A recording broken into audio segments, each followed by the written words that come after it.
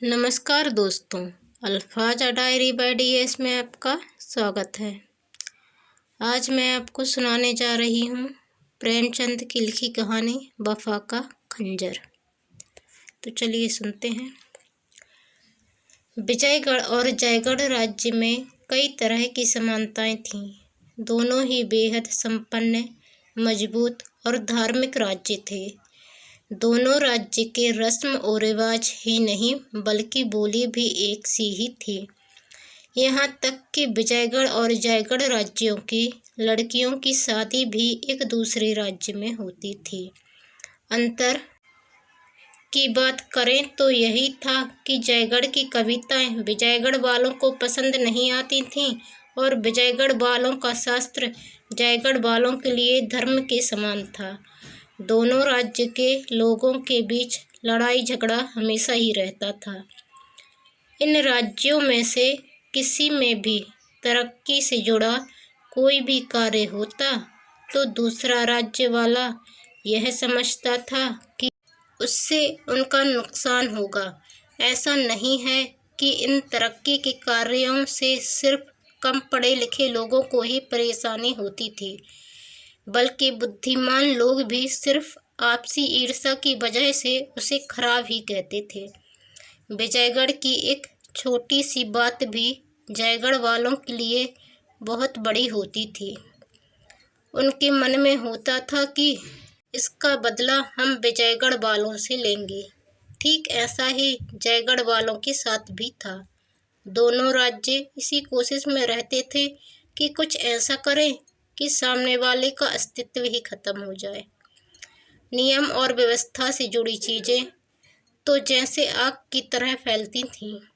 अखबार हो या लोगों का मन, हर जगह यही आवाज़ आती कि विजयगढ़ वालों की शिक्षा और अन्य नियम कानून जयगढ़ राज्य के लिए खराब हैं। उन्हें इसका मुंहतोड़ जवाब देना होगा।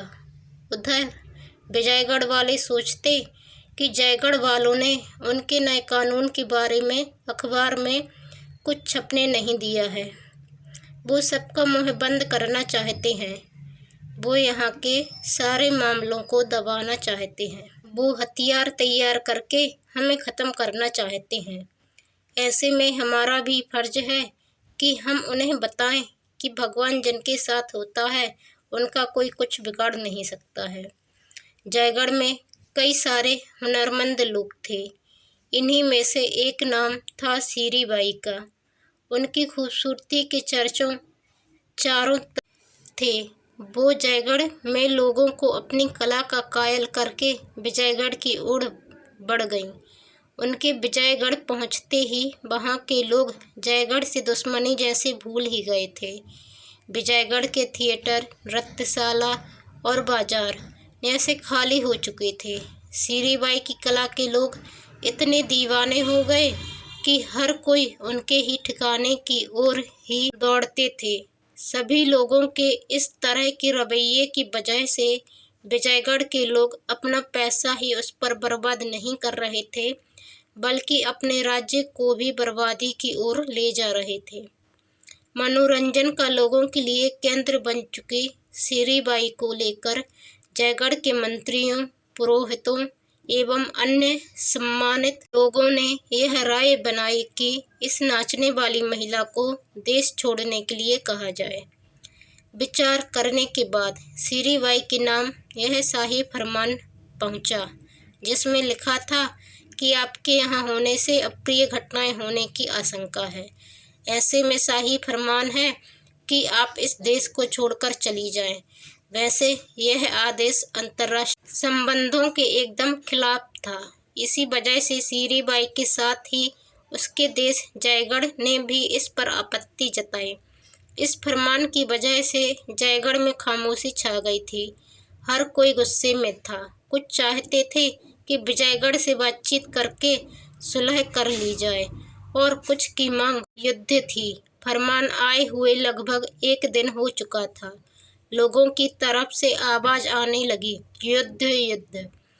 यह सब सुनने के बाद युद्ध मंत्री सैयद अस्करी ने कहा कि अब तो लोगों ने भी बता दिया है कि वो क्या चाहते हैं। अब लड़ाई का ऐलान करने में देर कैसे। इस पर एक सेठ ने कहा कि क्या सारे लोग लड़ने के लिए तैयार होंगे। युद्ध मंत्री ने कहा कि शायद बहुत ज़्यादा तैयार। सेठ ने पूछा कि क्या आपको यकीन है कि फतह मिलेगी। अस्करी ने जवाब दिया, हाँ बिल्कुल यकीन है। तभी लोग आपस में जंग जंग कहते हुए हथियार एक दूसरे को बांटने लगे। ठीक 30 साल पहले भी एक जबरदस्त लड़ाई हुई थी जिसके कारण जयगढ़ हिल गया था। युद्ध में कई सारे खानदान तबाह हो गए थे। सब कोई एक दूसरे के खून का प्यासा हो गया था। उस वक्त पूरा जेल देशभक्तों से भर गई थी। आज़ादी की लड़ाई लड़ने वाले जाबाज में मिर्ज़ा मंसूर भी थे। मिर्ज़ा को पूरा दिन जेल में हथौड़ा चलाना पड़ता था और बस आधे घंटे के लिए नमाज की छुट्टी मिलती थी।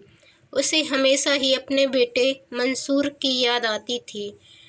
इस याद में उसका मन करता कि गंगा में डुबकी मारकर भाग जाऊं और अपने बेटे से मिलाऊं। एक दिन यह इच्छा इतनी प्रबल हुई कि वो सही में गंगा में कूद गया। रात भर वो गंगा में गोते लगाता रहा। किसी तरह सुबह वह किनारे तो पहुंचा, लेकिन उसके मन में, शरीर में बिल्कुल जान नहीं बची थी। सांसें चल रही थी, लेकिन हालत अधमरी जैसी थी। किसी तरह हिम्मत करके वो आगे बढ़ा और अपने बेटे अस्करी से मिलने के लिए पहुंच गया। फिर 3 दिन बाद मंसूर अपने बेटे अस्करी को अपनी गोद में लिए हुए विजयगढ़ पहुंच गया। अपनी हुलिया और पहचान बदलकर मंसूर ने मिर्ज़ा जलाल नाम रख लिया। शरीर इतना हट्टा कट्टा था कि उसे सिपाही बना लिया गया और होते होते वो पहाड़ी किले का सूबेदार बन गया। भले ही वो जयगढ़ को पीछे छोड़ आया था, लेकिन देशभक्ति उसके दिल में कूट कूट कर भरी हुई थी। वो हमेशा अपने बेटे अस्करी को जयगढ़ दिखाकर कहता था कि वो तुम्हारा वतन है, वहीं के तुम हो। जब भी तुम्हें मौका मिले अपने देश की सेवा करने से पीछे मत हटना। पिता की इन सभी बातों से अस्करी के दिल में बड़ा प्रभाव पड़ता था। वो भी बड़ा होकर बहुत बड़ा देशभक्त बना। वो सीधे विजयगढ़ से जयगढ़ गया और फौज में भर्ती हो गया और कुछ ही समय में अपने युद्ध कौशल से युद्ध मंत्री बन गया था। अब देश में उठ रही युद्ध की मांग को देखते हुए जयगढ़ ने विजयगढ़ को सीरीबाई को उनके देश पहुंचाने के लिए 24 घंटे का अल्टीमेटम दिया। विजयगढ़ ने भी साफ कह दिया कि वो जयगढ़ की फौज का सामना करने के लिए तैयार है, लेकिन सीरीबाई को वो छोड़ेंगे नहीं। उसे अदालत से सज़ा जरूर मिलेगी। जयगढ़ को विजयगढ़ के मामलों में दखल न देते हुए अपने कदम पीछे खींच लेने चाहिए। विजयगढ़ से ऐसा जवाब मिलने के बाद अस्करी ने अपने पिता मिर्ज़ा जलाल को खुफिया तरीके से एक पत्र भिजवाया। उसमें लिखा था कि विजयगढ़ से हमारी लड़ाई शुरू होने वाली है। अब सबको जयगढ़ की ताकत का अंदाज़ा लगेगा। अगर लड़ाई के दौरान आपको कोई आंच आई तो आप उन्हें मेरे द्वारा भेजी गई यह मोहर दिखा देना। वो आपको किसी तरह का नुकसान नहीं पहुंचाएंगे और मेरे कैंप तक ले आएंगे। साथ ही कभी मुझे आपकी ज़रूरत पड़ी तो मुझे पता है कि आप हमेशा मेरे साथ खड़े रहेंगे। धन्यवाद। यह खत भेजने के तीसरे दिन ही जयगढ़ ने पूरे बल के साथ विजयगढ़ पर आक्रमण कर दिया। दोनों राज्य की फौज का मुकाबला एक दूसरे से मंदौर से करीब 5 मील की दूरी पर हो रहा था। लड़ाई में विजयगढ़ के पास तोप की ताकत ज़्यादा थी, तो जयगढ़ के पास पराक्रमी सैनिक थे। होते होते लड़ाई 1 महीने तक चली। इस दौरान सब कुछ शमशान सा बन गया, लेकिन दोनों देश के बीच युद्ध रुक नहीं रहा था। फिर ऐसा समय आया कि विजयगढ़ पूरी तरह से जयगढ़ पर भारी पड़ने लगा। हर बार जयगढ़ को हार का मुँह देखना पड़ रहा था। अस्करी को पूरा जयगढ़ कोस रहा था कि इसकी वजह से युद्ध शुरू हुआ और सारे लोग तितर-बितर हो गए। ऐसे हाल में अस्करी को सूझा कि मेरे पिता जिस किले की रखवाली करते हैं वो विजयगढ़ से अलग हो जाए तो आसानी से इन्हें हराया जा सकता है। उसने पिता को खत लिखकर कहा कि अब आप ही मेरी मदद कर सकते हैं। आपको अपने वतन का वास्ता है। आपको जयगढ़ को जिताने के लिए उस किले पर जीत हासिल करने में हमारी मदद करनी होगी। यह खत पढ़ते ही अस्करी के पिता मिर्जा जलाल किले पर बैठे बैठे सोचने लगे कि आखिर मेरे बेटे की हिम्मत कैसे हुई मुझे ऐसा खत लिखने की। मैं भले ही अपने वतन से बेहद प्यार करता हूँ, लेकिन विजयगढ़ ने मुझे मुसीबत के समय सहारा दिया है। मैं इसके साथ गद्दारी कैसे करूँ? ऐसा करके ऊपर वाले को क्या मुँह दिखाऊंगा? वहाँ मेरे कर्म को भोगने के लिए बेटा या कोई दूसरा थोड़ी आएगा। जो भी करूँगा मैं उसे खुद ही भोगना पड़ेगा। तभी मन में हुआ कि बेटे का मोह भी कैसे छोड़ दूं। तब तक शाम ढल गई थी और जयगढ़ में विजयगढ़ की अफसर की वर्दी पहना एक इंसान अस्करी के टेंट से बाहर निकला। फिर वो विजयगढ़ के घायलों की लाइन में जाकर जमीन पर तुरंत लेट गया। जैसे जैसे रात हुई, जयगढ़ वालों ने विजयगढ़ के किले पर हमला कर दिया।